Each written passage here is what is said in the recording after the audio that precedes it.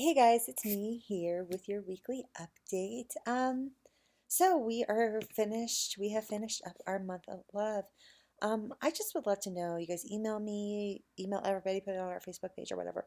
What are some great stories you guys have from this month with the kids? I really feel like I was hearing from parents just almost all month about like how this series really connected well with the kids. Which I mean, kids just desire love. So I'm like, I could see where that would connect with them, but I just would love to hear just like what happened, how you guys saw God move in their lives through this series. We are actually getting ready to start a new series in March called Revealed, and it's actually all the different parables about Jesus. Now, when I think about parables, it's really interesting because when you read the different parables, there's a lot of confusion amongst the people of like, what is he talking about? Even the disciples are like, I don't get it.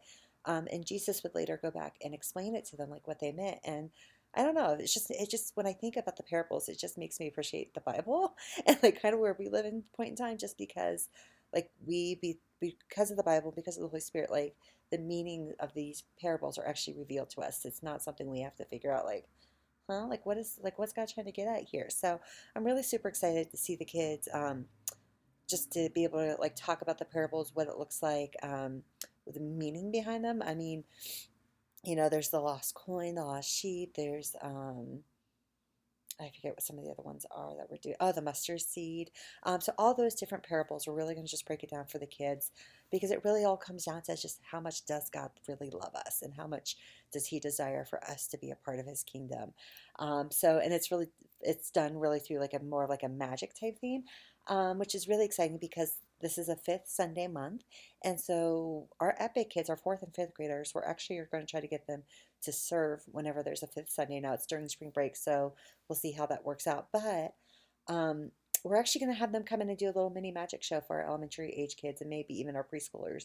So, assuming we can get all the details worked out and enough kids signed on to help with it, we're hoping to really get to do that. So, what's great is that the older kids are getting an opportunity to teach the younger ones about these parables and using just a fun way to do that. So, I'm really super excited about March.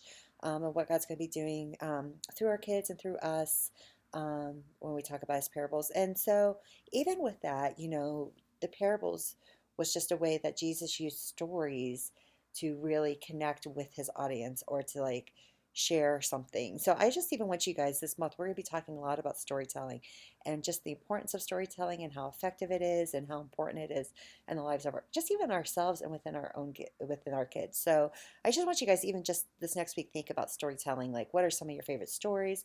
What are some components of some of your favorite stories, and things like that. So, um, February felt really busy. We had our kickoff. The Epic Kids went tubing.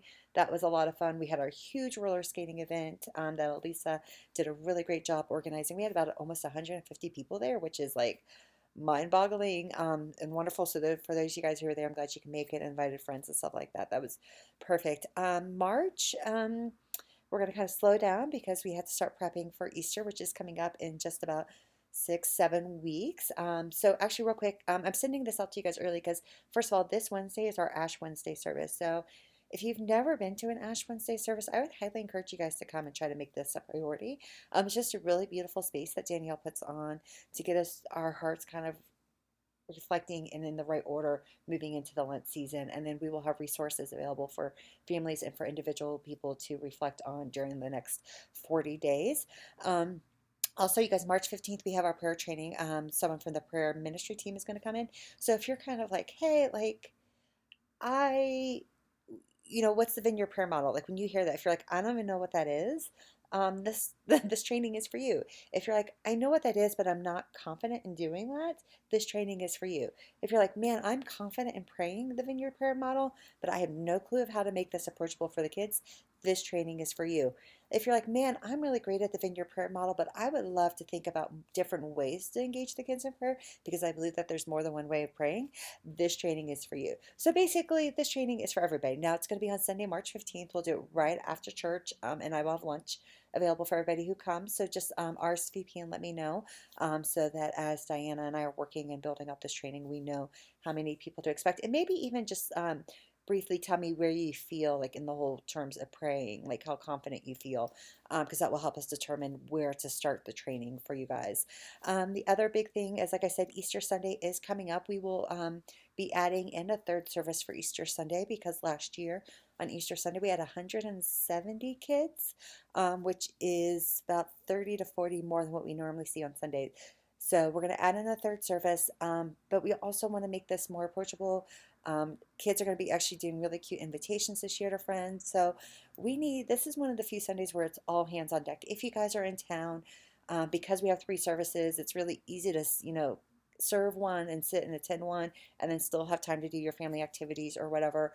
So please just let me know if you're already on the schedule. That's great. You're on the schedule.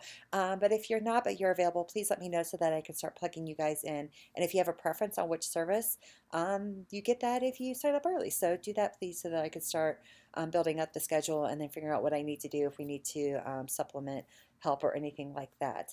Also, starting this Sunday, you guys, we're going to start, the kids are going to be doing a Palm Sunday choir. And so we're going to start having some new worship songs for preschool and up that go with the Palm Sunday choir. Now, preschool, I know your kids are really loving the new worship DVD that you guys have, and that's great. We're only doing 2 songs for Palm Sunday, so you should still hopefully be able to add in a third song from your normal rotation for the kids. Because I don't want to mess that up for them. So, you guys, that's it. I thank you guys so much for everything. I can't wait to hear about how you saw God at work in just even maybe, or even if your own lives, like if you're teaching something and you kind of realize, like, man, that really connected with my own heart around God's love for you, just please share that with me. I would love to know. Thank you guys so much for all you do, and I will see you Sunday.